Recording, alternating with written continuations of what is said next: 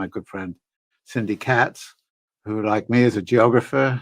Socialist. Is at the City Socialist. University of New York. You can tell just by looking at in the her. Graduate Center, and we've known each other for this whole long period. So I thought it would be really good to ask you just to start out a little bit about your history of working on this topic. Okay. Well, I realize in certain ways that I've been interested in this topic since 10th grade when I wrote my 10th grade. So I know we're not going to go back that far. I didn't know you wrote a 10th grade essay about collective care. Pop quiz for the chat. What does she mean when she says collective care? If you're new and you don't know the answer to that, that's okay. I do pop quizzes as a regular thing to keep people engaged, make sure people are listening. I very much believe in the Socratic method, making people repeat things so that they themselves learn them. What does she mean when she says collective care? It's also okay to guess, by the way, if you don't know the answer. I'll tell you who's right and who's wrong. Collective care, the community owns the kids. Very good, bot. The community takes care of each other. A little bit more than that. Replacing the family? Yup. Communal care? Yup. The collective equals no private property, which is socialism. It equals we're coming for your kids. Exactly. A community takes responsibility of a child's upbringing rather than just the family unit. Exactly. Well, this is not the question I asked, but this is actually a thing. They have socialist planners, socialist geographers. They have all sorts of revolutionary things. It's a weird thing. We'll go into it at some point, I'm sure. Collective care is the community takes care of the children. Maybe she was raised in a commune. Indeed. The socialist collective owns the kids. Socialized medicine is absolutely part of it, Chad. Well done.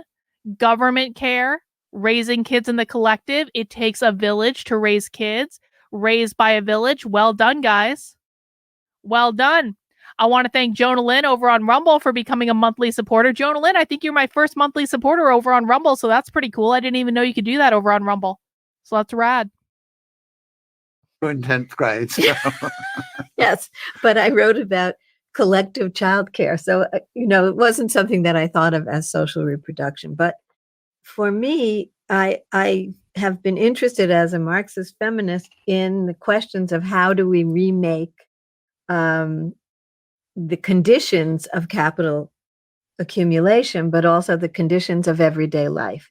How we engage in the everyday activities of producing people on a daily basis, but in a generational way. So I want to go back and just listen to this again, because people think that when we're talking about socialism, that it's just about an economic model.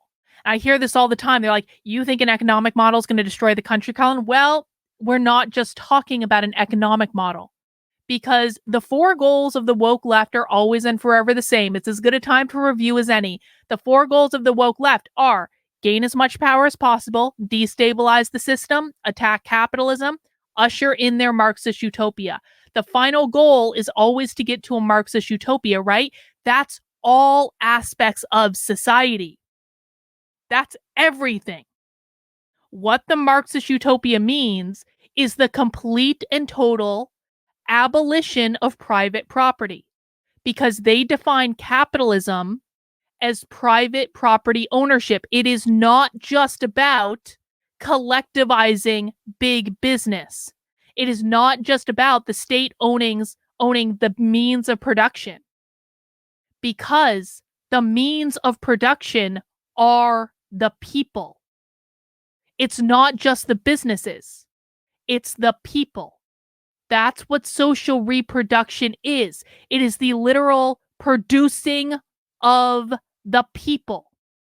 And so when we're talking about capitalism being defined as private property, you have to understand that what these people define as private property is not just your business, not just your land, not just an apartment building you might own.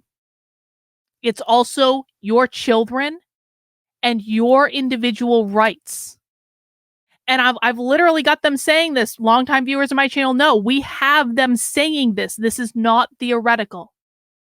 And so this is about a societal change. It is not just about an economic model. It is something that is literally going to impact every single person in society, because it's about your kids, the kids you are reproducing that they believe uphold capitalism.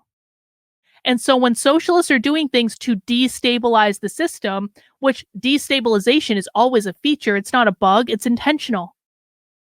They're doing it to undermine capitalism so they can get to their Marxist utopia, right? But when they're doing things to destabilize the system, what that means is not just that they're introducing economic policies, but they're introducing policies to re-engineer society and the people in it.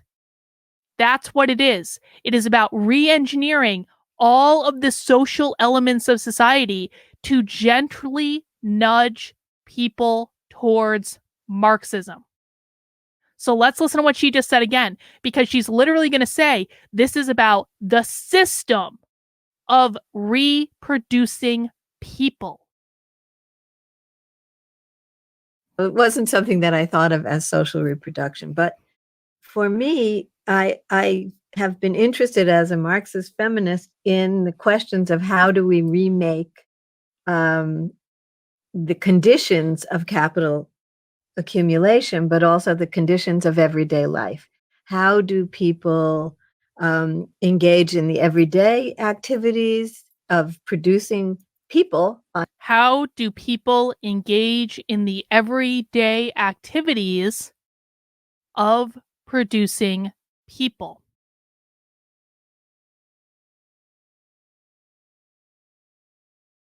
On a daily basis, but in a generational way, and the conditions in which they work.